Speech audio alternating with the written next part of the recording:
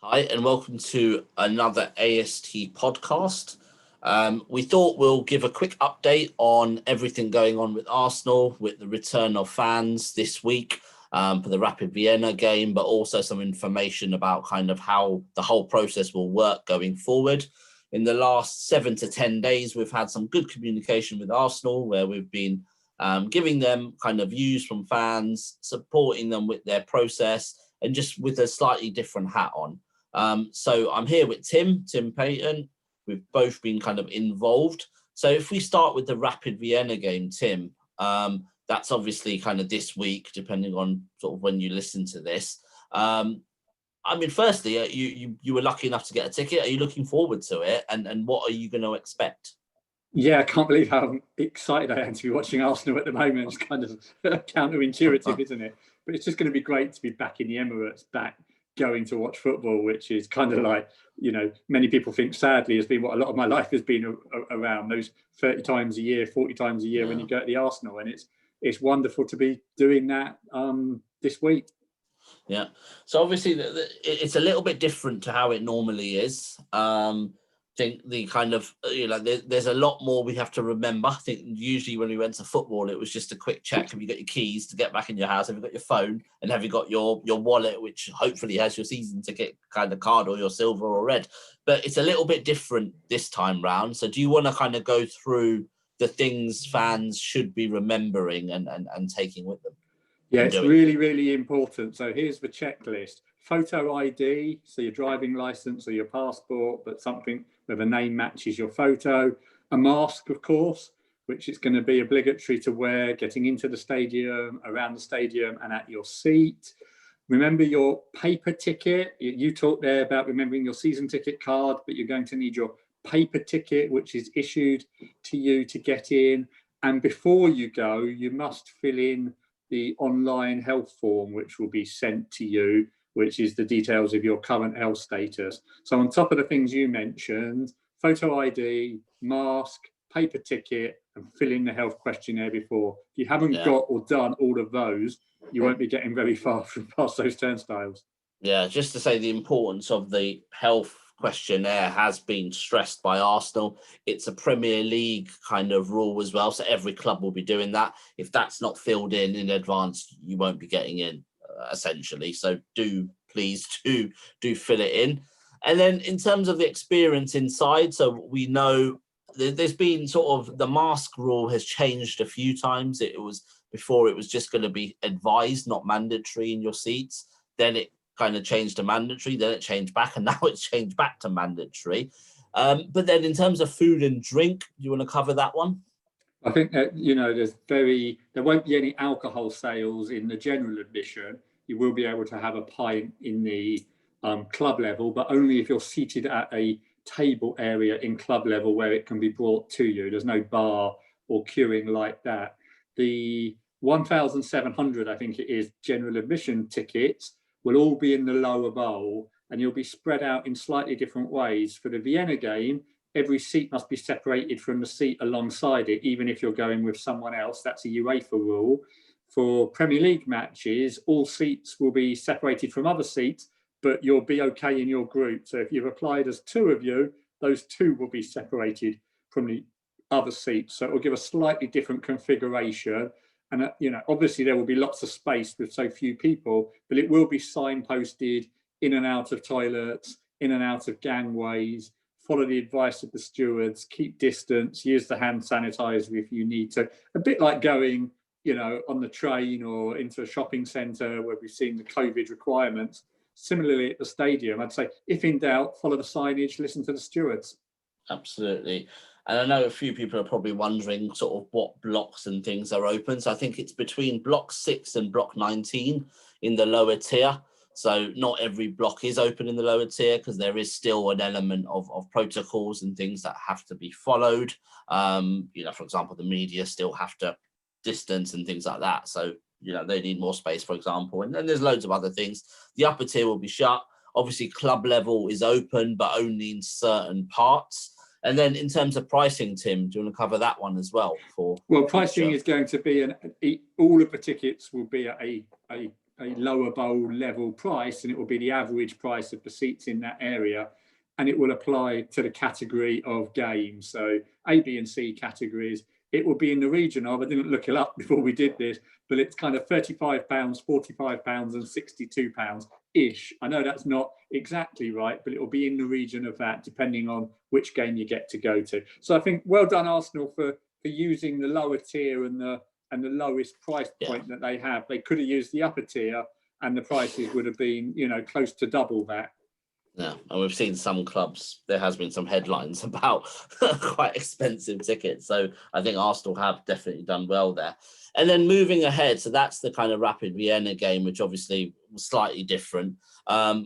Looking at the Premier League games and potentially even cup games, so Burnley onwards, obviously there's a ballot. In the previous system, it was going to be in groups of four matches. It was you pay your initial deposit and then you're in for the rest of the season, no matter what. There's no opt-in and opt-out. Obviously, we know things have changed now, but do you want to cover that bit as well? And then I'll pitch in maybe at the end. Yes, so what Arsenal are doing is they're going to ballot each game individually, and you will have the chance to register in or out ahead of each ballot. I'd say watch out for the club communication, but you can log into your portal and choose whether or not to be a part of the ballot for the Burnley game or the Southampton game. Chelsea game is interesting. You've heard me say before, Boxing Day probably taken out of London. Don't want to get my one ticket of the next 2 months for a game I can't attend. So I think that's really good, and we pressed Arsenal on that, and are pleased they've changed their mind on that.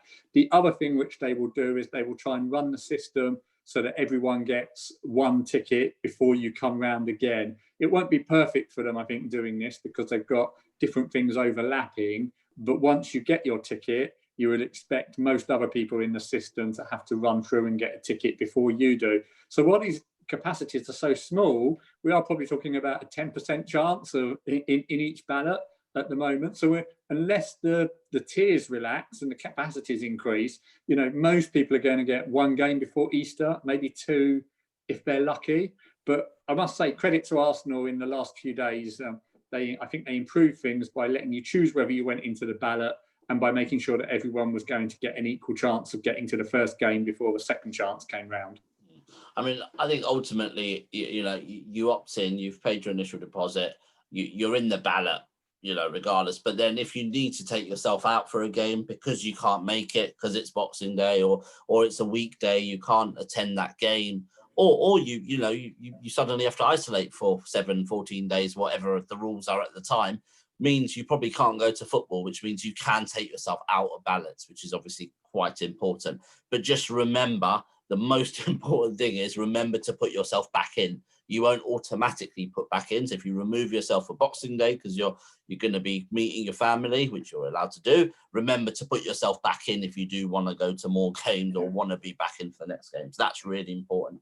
And I think some people, Akil, will probably ask us, people who aren't in the process, I mean, there will be communication coming out from Arsenal on that. But if you haven't made an initial payment, but you now would like to, I mean, that's a contact the club and they will see what they can do. I think it's stronger than that. I think by 12 o'clock on Friday, you can go in, you can log in, and you can actually pay your initial deposit and enter the ballot. So that's still open. There was a deadline previous, but obviously as the October deadline changed, that deadline got lifted. So you can just log in, don't need to call in at the moment. You can log in, you can pay your initial deposit, and you can enter the ballot. And I know a lot of people have asked and talked about this on social media because their situation could have changed from September to it is now. So anyone who didn't opt in, didn't pay the deposit, you still can, initial payment rather, shouldn't be using the word deposit, it's not a deposit. But you still can do that. So please do. The other thing you can also do by midday on Friday, so this week, the 4th, is if you need to change your group, you can do that. So in September, the rules were different. You may have said you're in a group of 3 or 4 with people, but obviously now we're in a tier system. You can't technically be outside your household. So if you do need to go and change that, you can change that. So you can change your group. Or if you potentially have moved in with a mate, you can now sit with your mate, you can go and kind of amend that. So it's important to do that as well by Friday at midday, just so you've got all that kind of stuff out the way.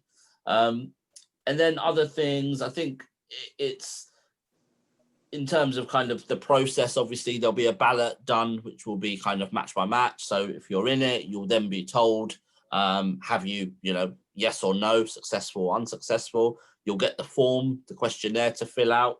And then after that, you'll get your ticket. So it's, again, just to reconfirm and re-stress that your membership card, your gold, silver, red will not work at the turnstiles.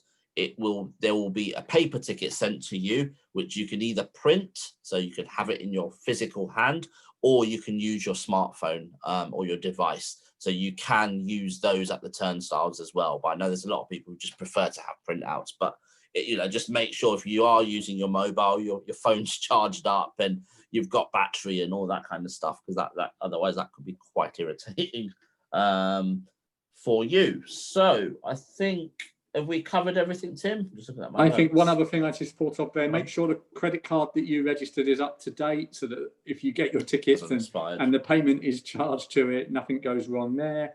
I think that's probably about everything. I just reiterate, remember when you do go, your photo ID, your mask, fill in the health check in advance, all really important things to do. Yeah, so again, to reconfirm that you will be asked to wear your mask throughout. Obviously, you can take it off if you're eating something, but apart from that, you will need your mask on at all times as well. So yeah, it's important to potentially have a mask you like. So you might even get on TV with only 2,000 people there. I'm sure they're going to be, especially on Thursday night, they'll be panning to the audience quite a bit, I would say. So yeah, wear a good mask, I say. I think that's about it from us. So if there are any kind of questions, then obviously do kind of either tweet us or sort of send us an email or anything like that. But generally, look at your emails. Arsenal will be sending comms out. I think even if you've opted out or deferred and got a season ticket holiday, you'll still be getting some comms as well this week. So do kind of read that. But if there is anything you need from us, then just let us know.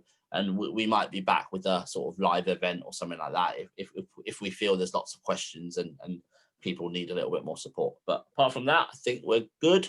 So wish you well. If you are one of the lucky ones going to the game on Thursday, enjoy it. If you are entering the ballot for the first couple of games, then good luck. And yeah, hopefully we'll get a few wins on the board, because blimey, we need them. Cheers, guys. Up the Arsenal. Bye.